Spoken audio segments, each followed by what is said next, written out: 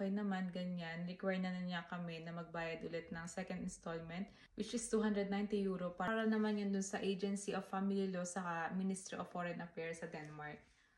So, ayun lang guys. Once ma-approve na ng Danish authority yung marriage license namin, kailangan na namin ibigay yung last installment fee, which is 450 euro. So, total niya guys is 835 euro nung time namin ha. So far guys, yun lang naman yung mga tatandaan ko. Sobrang simple lang niya, as in, like yung pagkapasa nila dun sa Danish authority ng mga requirements namin, nag-message sila sa amin na parang 5 working days lang, approve na yung lisensya namin. So, ulitin ko guys, wala akong agency, hindi ako part ng agency. Gusto ko lang i-share yung experience ko dun sa agency namin kasi suprida naman kami.